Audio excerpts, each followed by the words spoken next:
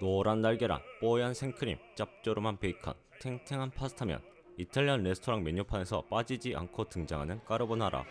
까르보나라는 다른 파스타 메뉴인 토마토 스파게티, 봉골레 스파게티, 알리오 올리오 스파게티처럼 음식 재료와 파스타 면 종류의 조합으로 이루어진 이름이 아닌 까르보나라, 이 5글자로 이루어져 있죠. 그래서 준비한 오늘의 물음표입니다. 까르보나라는 무슨 뜻일까요? 까르보나라의 어원에는 여러가지 설이 있지만 가장 정설로 여겨지는 것은 이탈리아어로 석탄을 뜻하는 까르보네에서 시작이 되었다는 것입니다. 까르보나라와 석탄을 떠올리면 전혀 연관없어 보이는데요. 그 시작은 석탄을 캐는 광부들이었습니다. 이탈리아 중부에 위치한 라치오는 아페닌이 산맥에 걸쳐 있어 광산들이 많았죠. 광부들은 광산에 오르면 오랜 시간 머물러야 하기에 장기간 보관할 수 있는 소금에 절인 고기, 달걀 노른자를 넣은 파스타를 챙겨가게 됩니다. 그리고 이들은 광산에서 파스타를 먹다 보니 몸에 묻어있던 석탄들이 떨어진 파스타를 먹게 됩니다. 이를 본 광부들은 석탄과 생긴 것이 비슷한 후추를 뿌려 먹었고 이것이 바로 까르보나라의 시작이라는 겁니다. 석탄 광부들을 뜻하는 단어는 까르보나로이지만 이탈리아는 성별에 따라 단어의 형태가 다르며 음식의 경우는 여성 명사처럼 단어 끝에 a가 붙어 까르보나로에서 까르보나라로 불리게 된 것입니다. 한마디로 까르보나라는 석탄을 캐는 광부들이 먹는 파스타인 것이죠. 하지만 앞서 얘기한 것처럼 까르보나라의 어원과 유래가 정확히 문헌에 기록되어 있지는 않습니다. 그렇기에 로마에 위치한 한 식당에서 만들어진 썰, 제2차 세계대전에서 미군이 만들었다는 썰, 19세기 이탈리아 비밀결사 조직 까르보나리 당원들이 만들었다는 설 등 여러가지 설이 있지만 당시 후추, 소금에 절인 고기, 달걀 노른자 등 까르보나라에 들어간 재료들을 미루어 보았을 때 라치오 석탄 광부들의 파스타 설이 가장 정설로 여겨지고 있습니다. 혹시 까르보나라를 설명하는 동안 이상한 점을 눈치채셨나요? 아무리 찾아봐도 크림이 들어간 까르보나라를 찾아볼 수가 없는데요. 까르보나라는 크림 맛으로 먹는 거 아닌가요? 네, 아닙니다. 이탈리아 정통 까르보나라는 크림을 넣지 않습니다. 유튜브에 까르보나라를 검색해보면 크림 넣은 까르보나라에 분노하는 이탈리아 셰프들을 볼 수 있는데요. 우리에게 익숙한 크림이 있는 까르보나라는 미국식 까르보나라입니다.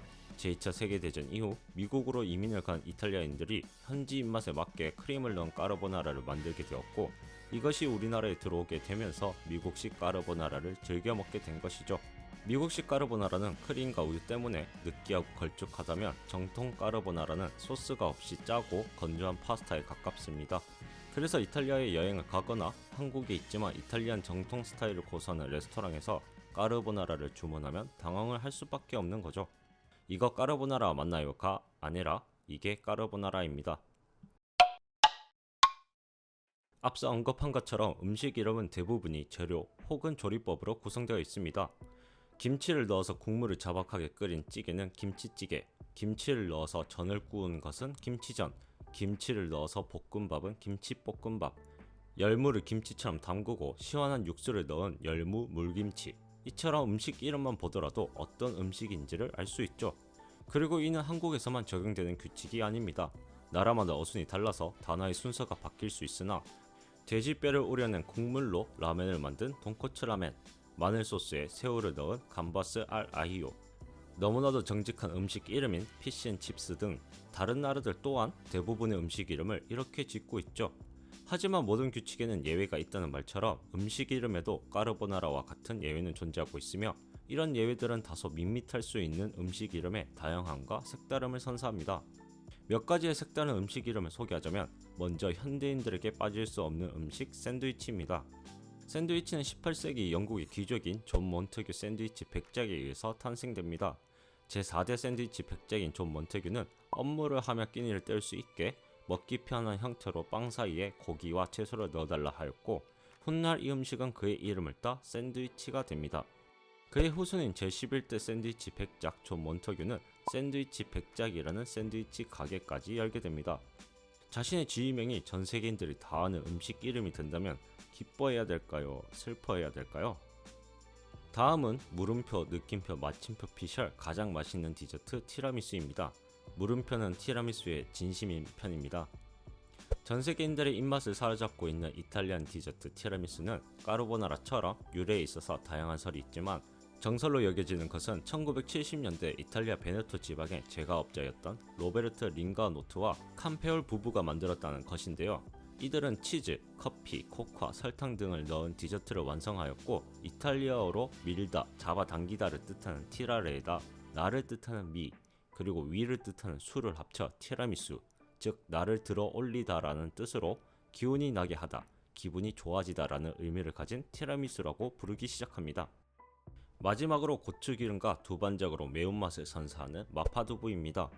19세기 말 청나라 스촨성에 거주하던 진씨 여인은 마차 사고로 남편을 잃게 됩니다. 그래서 진씨는 생계 유지를 위해 두부에 고추기름, 고추, 후추, 쇠고기를 넣은 매운 두부 요리를 만들었죠. 이 음식은 맛이 좋아 입소문이 퍼졌고, 진씨 부인은 노파가 파는 매운 두부 요리라는 뜻으로 마파두부라고 부르게 됩니다. 또한 진씨 부인이 천연두 때문에 얼굴에 곰보 자국이 있었기에 곰보 할머니가 만든 두부 요리 마파두부라는 뜻으로 전해지기도 합니다. 이처럼 세상에는 단순히 재료 혹은 조리법을 뜻하는 음식 이름이 아닌 음식을 만든 사람, 음식을 만든 사람이 부여하는 뜻, 주로 음식을 먹었던 사람들의 특징을 담는 등 다양한 음식 이름이 존재합니다. 물론 살아가면서 음식 이름에 숨겨진 이야기를 모르고 살아간다고 해서 문제가 생기는 것은 아닙니다. 하지만 티라미수가 무엇을 뜻하고 샌드위치가 왜 만들어졌는지, 까르보나라가 어떻게 생기게 된 건지 궁금증을 가지고 다가간다면 삶을 조금 더 풍부하게, 그리고 조금 더 다양한 시선으로 살아갈 수 있지 않을까요? 오늘의 마침표입니다. 까르보나라는 후추 팍팍 넣어서 맛있게 드시면 됩니다.